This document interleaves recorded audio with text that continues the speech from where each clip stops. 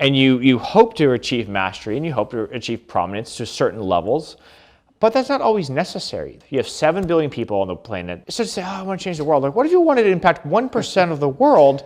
What is that, 70 million people? 70 million people. I don't think Kim Kardashian even has that many followers on Instagram. If you can't break down what success is at certain quadrants and certain vectors and certain, like, you'll never know when you've arrived.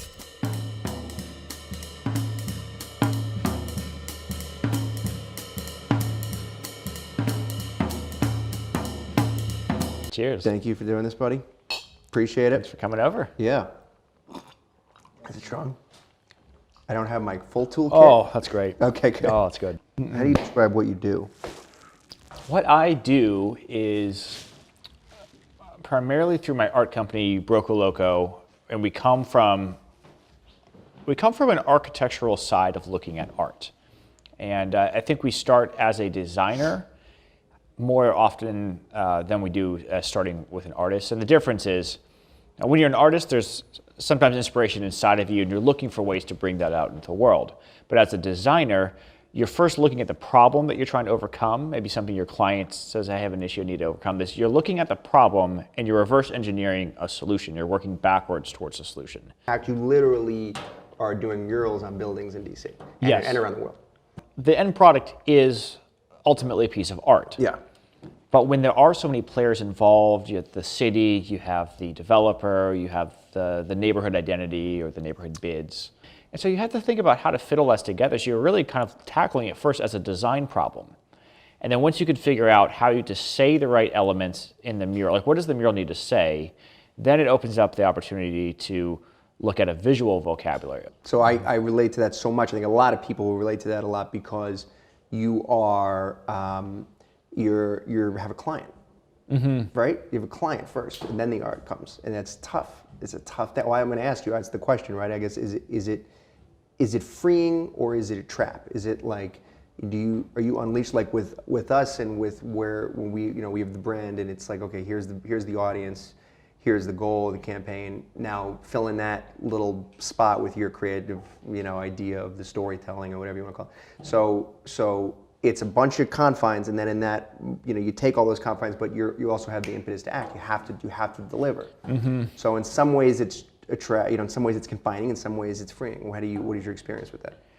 It's definitely a balance, and that's kind of where the chaotic element can take over and cripple a project if you don't know how to sort of navigate those waters.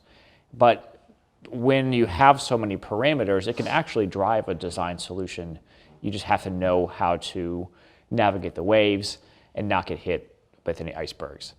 And so I think so for instance, a major limitation on a project might be budget.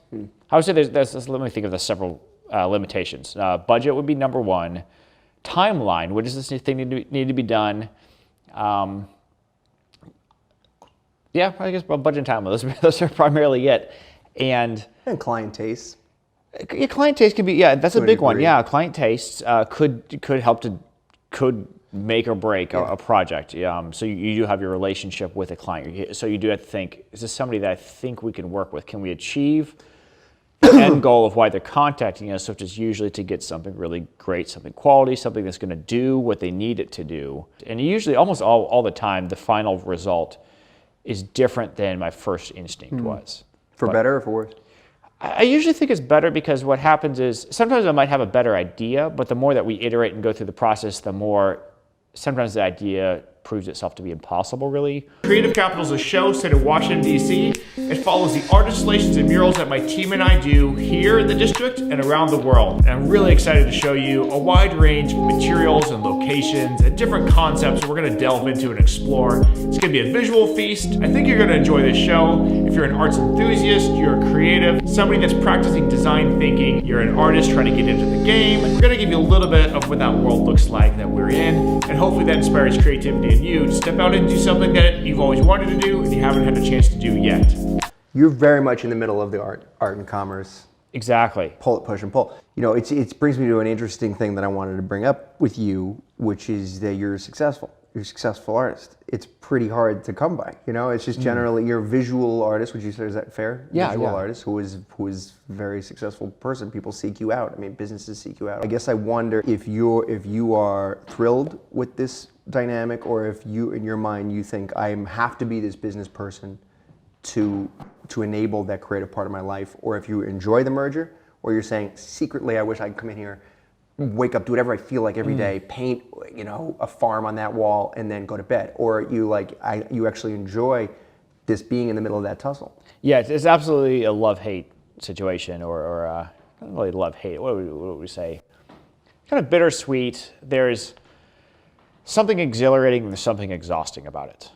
And it's somewhere, I think, in that tension that I'm trying to sort of navigate that path. I enjoy the business. It's kind of like Risk or Monopoly or something. You know, there's something of the thrill about acquiring and having a challenge and trying to overcome that.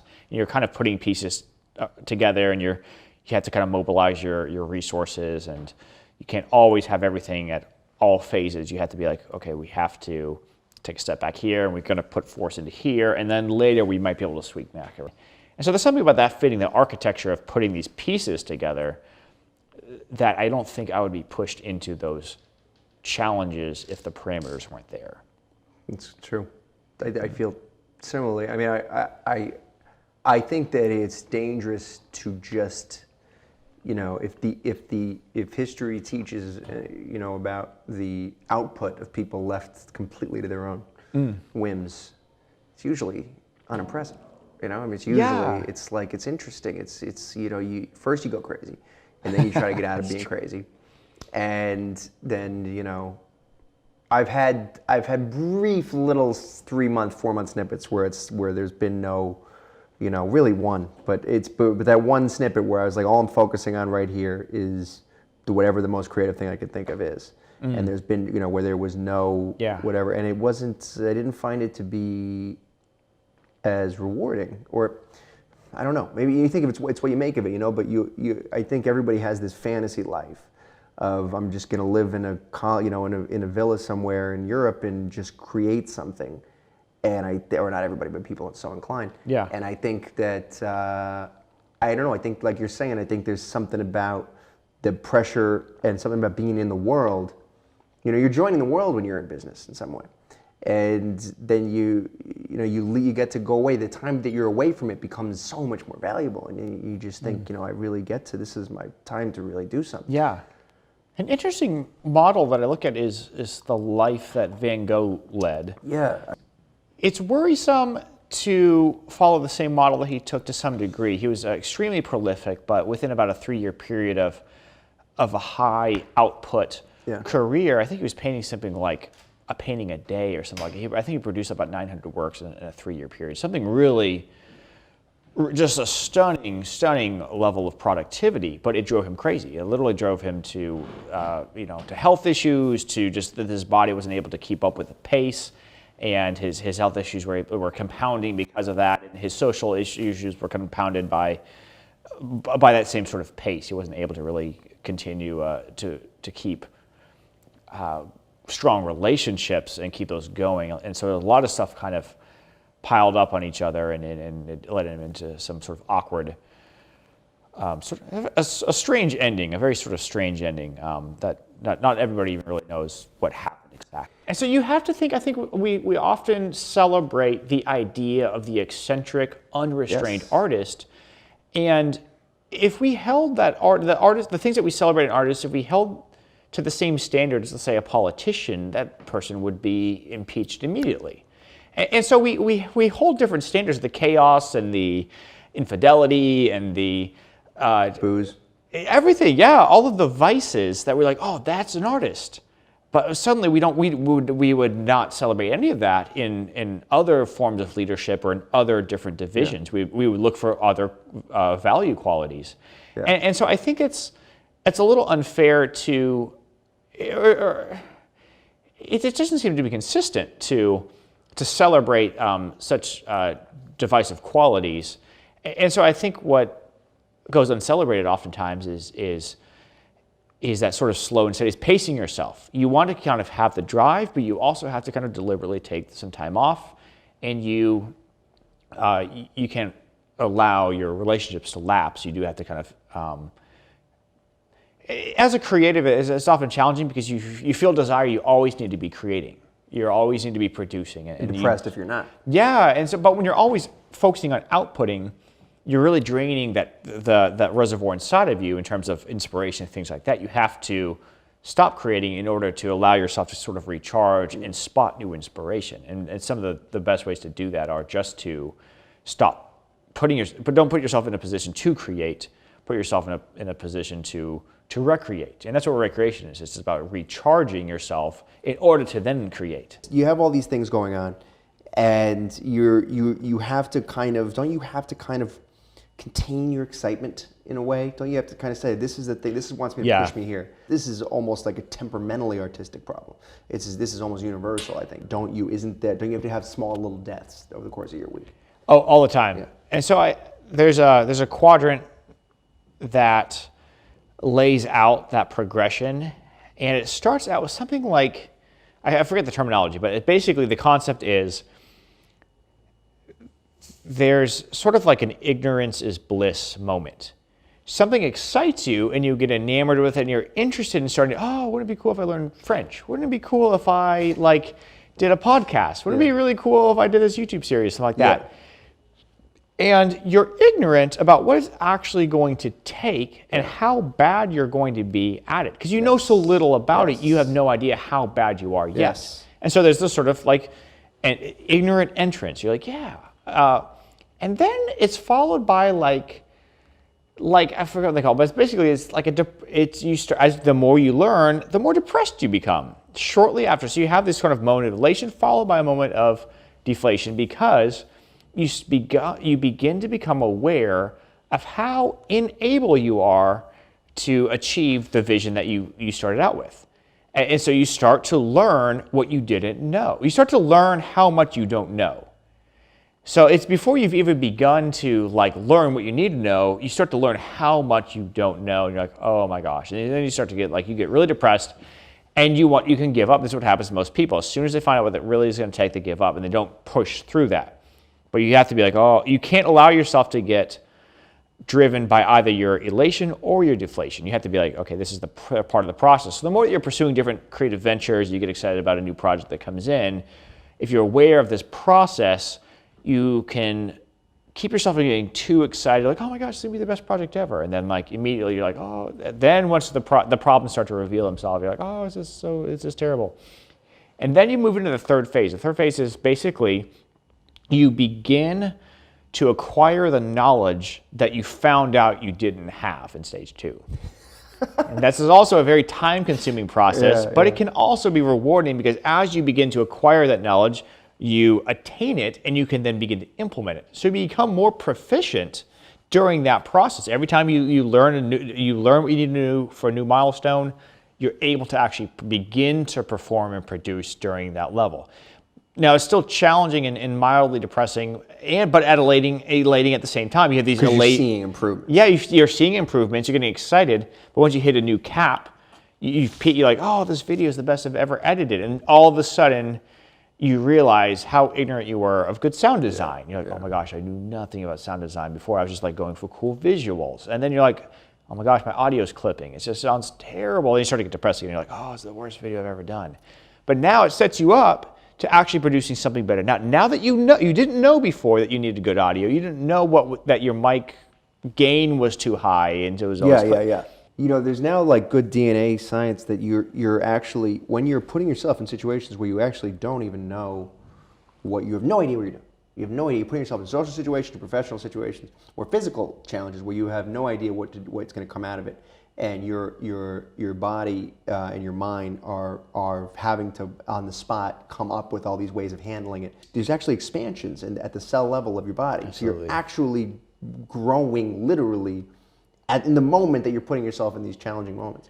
Absolutely. So it's crazy that it's not just something that's good for you in some wisdom end of my life, I don't have that many regrets thing. It's actually good for you at the cellular level. Absolutely, especially from a neurological standpoint. So what happens is every time you face a new situation, your capacity, your brain's past record of having dealt with those situations, it steps into a situation which it's never dealt with before. And it's going to take energy for your brain to build the connections into other areas of epicenters of your experience in your mind to be able to adapt and to overcome and thrive in those situations. And so that actually takes energy. And it can be that's part of like when you're feeling drained. You're like, oh my gosh, I'm doing something so new, so different. It's very draining because you're actually building new connections that have never been there before. Do you feel that it gets easier? You know, you put yourself in 10 situations where you don't know, and then the 12th, it's actually like, you know what, I'm not going to die. It does. All right. Well, that's partly you've come to the realization that you somehow survive almost 100% of these situations. Right. You have thus survived completely. The theme that we're playing with these conversations is, has the definition of fame evolved? You're doing something that the market recognizes as real. Is fame a relevant aspiration at this point? Or are we all failing and we got to be, you know, you have to, it's the old school model, and you got to get, you're not done until you've achieved, you know, still some people are talking about you the way you and I are talking about Van Gogh. Yeah. So yeah, fame is very, very, very, very nebulous, especially at the rate and pace that industries are changing, technology is changing, things like that. So let's just say you are the best telegrapher of your day, and you're famous for it. Well, once the technology shifts into telephone, the fact that you were famous and in magazines on whatever it was, like, you know, like a week ago, is no longer relevant. So you can't stake your reputation or your body of work on a moment of success. You have to keep thinking, you have to keep being aware, like you have to keep reinventing yourself. You have to be aware of what's happening around you. For instance, Vincent van Gogh didn't sell a single painting in his entire life. There just weren't any buyers with the style he's exploring. Now, that's the part of the problem of being a little bit before your time. And so it's actually kind of a tragic thing. You don't want to have so Vincent van Gogh is successful in the sense that he is the most published and printed artist of all time. Now that success, while a great accolade on one's tombstone, does not help you in your life. And so you have to be aware that you're not trying to achieve, unless you are trying to achieve a success and be known in a future generation at the expense of being known and successful in your current generation. You need to employ the thing that you're trying to bring. You need to be able to talk about and communicate you need to be able to communicate the value of what you're doing in order to be able to capture that value of what people, if no one values your work, you either need to figure out what it is that they do value, or you need to figure out how to communicate the value of what you're doing in terms of the things that they value. And so that's how I think you can sort of be successful in the moment, is understanding what's happening around you. And so if you're just creating a piece of art in your studio and nobody knows about you, it's going to be hard to say, like, it's so subjective to say, is this good, is it bad, is the art good, is it good? Like, you're like, well, what does it do? It's hard to equate what the success is for this piece of art. Input from the world. You need to be aware of it, unless you want to be a Van Gogh and have a great body of work. Yeah, but your philosophy. Yeah, you really need to be aware of it. You need to learn how to. This is the biggest problem with designers, architects, and artists, is communication. And if you can learn how to communicate really well, you can begin to sort of weave. The problem in architecture school was we would just make up words. That was like part of the thing. We'd be like, oh, I just make up this word to like describe some abstract architectural concept. And the more abstract the words you were using and the jurors were using in your critiques, the more that people kind of just like, you know, air clapped and just patted themselves on their ivory tower back. And it was like this, it was an insular world that celebrated its own incestuous it's like cycle. avant-garde literature. Absolutely. And it's become, you know, satirical. It's a joke. It's a joke because you're sort of impoverished in the sense that you aren't able to, if your mom can't reiterate what you do and what you intended, you've missed the general audience. It's just that concept. It's not saying that we aren't trying to hit this highest level of what's possible, but you have to understand where's your client or where's your audience starting from, be able to speak in this language, be able to lead them. And there's a quote that I really enjoy that I think about often, which is, the art of a leader is to bring your people from where they are to where they've never been. What if the spaces we visited every day were just a little less ordinary, a little more creative, and a lot more colorful?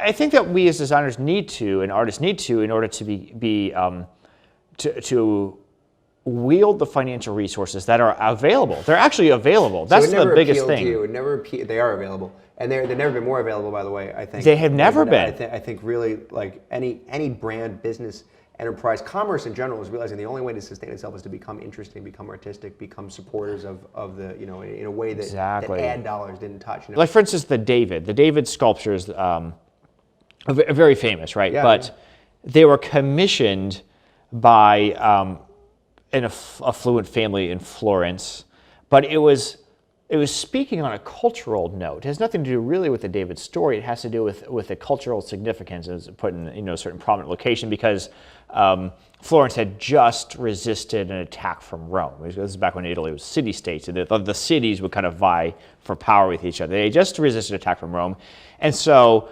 the narrative of the David overcoming the giant was something that it was the meaning of it that sort of like fueled the art. There was the funding for it, but there was the cultural significance, and then it was put in a place of prominence. And it was because the David faces towards like the path to Rome. So they were saying something about the identity of the community, but it was funded by a patron of the community. And so what happens in arts now is we were kind of isolated from that. We said, oh, art has no meaning. And that's actually a new phenomenon post-World War II. Before that, through all of history, art has always had meaning, and the mechanisms and the narrative that you put into your piece had to be understood by the population. So to say Florence, nobody thought Florence would overcome the giant of Rome, let's use a story that everybody understands, David and Goliath.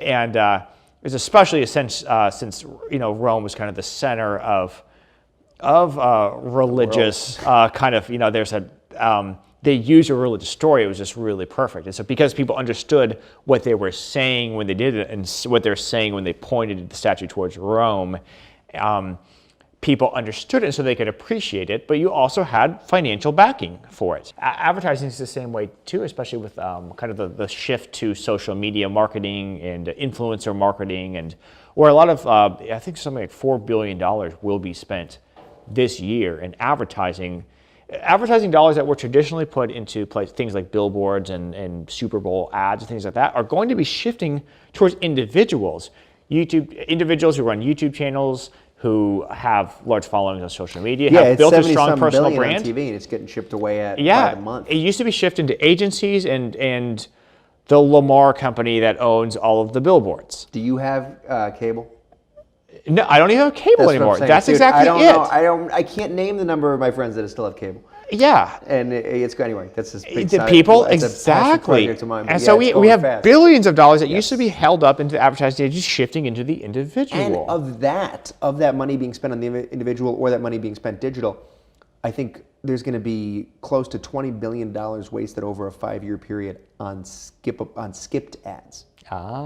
So within that, the money that's going to art, whatever, quote unquote, you know, whatever it is, or, you know, the money that's going to subsidize actual performances with the hope that the underlying brand becomes the recipient of that attention, versus the amount that's being pumped into ads that people say, this is self-interested salesmanship, I skip it. You know, it's staggering. So the opportunity is in taking the wasted money that you can document as being wasted and using that to fund the creative projects that are getting everybody's attention. And so that's what's happening now is it's you as an artist, you aren't so much having to do an ad. If you're doing a mural and it's sponsored by Heineken, which sponsors a lot of murals, it doesn't have to be a mural about a Heineken bottle. It can be anything it wants. There's usually the patron, the Medici is essentially, there's this little star that usually goes down to the bottom corner and says Heineken. It lets you know Heineken was... It's a slate, it's there, it's subtle, and Heineken brought this to you, and they deserve that. They deserve that. They do. Lexus now has a theater page on their website. Yeah. And they just do web series. Nothing to do with Lexus. Nothing to do with them. They just do it. Colin Quinn is in one. That's it. And so it actually liberates the artist to say, if I can, novelty is almost what's the commodity nowadays. That's right. And so you as an artist, how creative What you does could that mean, be. novelty? Let's drill that down. What does it mean? So if people are going to skip the ad, and it's a format they've already seen, it's a lingo they've already heard, it's a song they've already played, then it's what they haven't seen and they haven't heard and they haven't felt and they haven't thought about. The new is actually what's going to grab their attention in a very visually inundated interface. It's right, yeah. So the artist is the only one that can really come up with that. Thank you. Yes, and novelty is such an interesting word because what stops your attention when you're scrolling on these things, it's very interesting. Usually it's, there are phenomena on social media that are purely literary in origin. The insights that you used to have to wade through a Dickens novel to get through, and you get to the middle of the chapter and he says something that's true about your daily life, and you recognize it's true, and you have that that moment that like he got me, he knows something about me that I didn't know anybody could know, and now I trust him to tell me a story or to follow his moral. Those things have been extracted, slapped on memes, and put all over our news feeds. Yeah. And it's very weird, that transformation, but it doesn't degrade the literary truth or the novelty value, as you say. It just sort of maybe transforms it and expedites it a bit. But it does prove itself to be a haven for the kinds of people who are adept at maybe plucking these things from human experience. Absolutely. And so what it is with the human experience is it is people are looking for people that they've interacted with to say, they'll be like, this is a trustworthy person, or this is an exciting person, or this is a talented person. I know because I've been following their work, they're very authentic, or they're very comical, or very, whatever it is, whatever qualities are kind of being captured in the media output that individuals like you or I or any designer or artist could be crafting on and making that visible and curated in a social media context.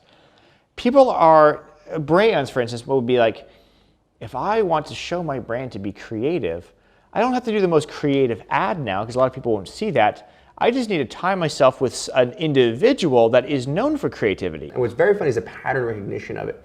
Do you know that soap operas were invented by soap companies to sell soap? Soap opera, brilliant. That's where it is, soap opera. Isn't it funny? Interesting. And we're sort of just going back to that model. It's funny, as far as you go, you find the mirror in history. Yeah, the diamond industry, for instance, what is a diamond? It's a rock. Right. Nobody really cared about it, nobody really mined for it, nobody really had a value to it. So how do they put a value to it? They had to create an emotional value in order to deliver a financial value. How much would you be willing to pay? Well, it depends on how much that means to somebody. Yeah. So they teamed up with Hollywood and they began to put it in all of their films.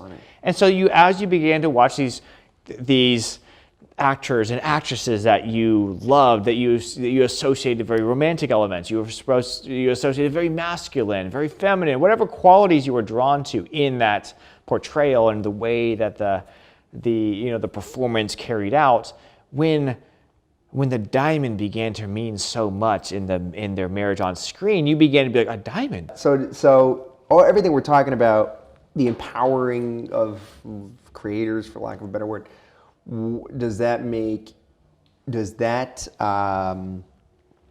sort of give you a new definition of success? Does it make you feel like, I can keep doing what I'm doing indefinitely because I can kind of set my own terms here? Absolutely not. Or do you sit there with like, I have built a list of goals that I need to hit in my life? You need to be able to define success in smaller terms, attainable terms. And when you reach a certain level of success within the goal that you've set, you need to begin to look through other avenues to roll that success into other fields or other income streams and things like that. So for instance, right now, I live in Washington, D.C. There's a big construction boom. There's a big development boom. There's a lot of money for foreign investment, national investment coming from other states. There's a lot of money flowing in here. Now, I could get distracted thinking, oh, art installations, murals, these are just going crazy right here. Well, they're going right here. We're in a little bit of a bubble. But back in my hometown in Kentucky, I ran my studio there for a while. At some point in the past, almost no work. In fact, I'm doing a piece for the city in a couple weeks. Almost no pay. There's just nobody, not other people have the same, they don't have the financial resources. But then some cities are starting to see the creative excitement with what you're bringing, but they haven't been able to leverage financial resources that match their interests. Some cities have no interest in it yet. Some cities have a lot of interest. So you want to be able to find a situation. This city has a lot of interest and the finances, and so there's a scale in between there. You want to be able to. You need. There's different forms of currency. For every project, there's 3 forms of currency I look for. One is through cash. It's a project going to bring financial currency into the operation. The second is cultural currency. Is this a project that's going to have an impact on culture? It's going to be able to shape things, steer things. Is this going to make an impact on people's lives? There's cultural currency. The third is creative currency. Is this going to be something where I can express a new idea that I've never done before, be able to bring a new product into my repertoire, work with the material, work with a city, work with a collaborator in a situation I've never worked before? So those are 3 things I look for with every project. So the project we have coming up in Kentucky, very low financial currency, but kind of interesting creative opportunity, but high cultural impact. It's going to be in the city's downtown, in a town square. It's in the middle of where things happen. And so over my entire life, kind of growing up in that area and always going down to the downtown triangle, it's called Triangle Park. It's a park that's in a triangle. It's a very exciting opportunity to be able to have that kind of cultural impact in the town. So if you can't break down what success is at certain quadrants and certain vectors and certain you'll never know when you've arrived. Because for success for another artist might be having a YouTube show, or success might be having a comedy routine where people are actually coming out to your show. So for each person, it's different.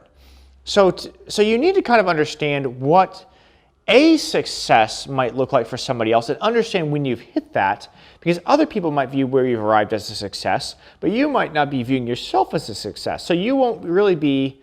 You need to view people that are more successful than you, and you need to keep your eye on people that are less successful than you so that you stay grounded. That's what humility is. Humility is actually just knowing, pride is having an inflated opinion of yourself. You think you're actually better than you really are. Being kind of depressed or being kind of beating yourself up, it's having a deflated opinion. You're saying that you're actually less than you really are. Humility is actually just having an accurate assessment. You know that you're not as good as you could be, and you know you're not as bad as you once were.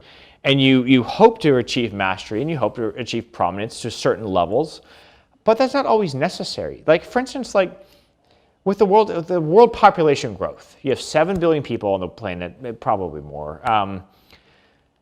So if you impacted, so to say, I want to change the world. What if you wanted to impact 1% of the world? What is that, 70 million people? 70 million people. I don't think Kim Kardashian even has that many followers on Instagram. That's what I'm saying is what is success? You could have, we have to kind of just pause a little bit and be was I as bad when I first started doing this? No, my goodness, I have attained so much more mastery than I had when I first started, but I have so much more further to go. The definition takes place at the individual level. I think it does. You have to be aware of what culture is valuing, but Golden Globes, having an Oscar, having an Emmy, you can't put too much stock in that. You need to be doing, I would think if you're a performer in that space, you should strive to do work that's at a level that could be recognized for those awards. But I would look at one of the most successful artists in that space, and I would say it's, what's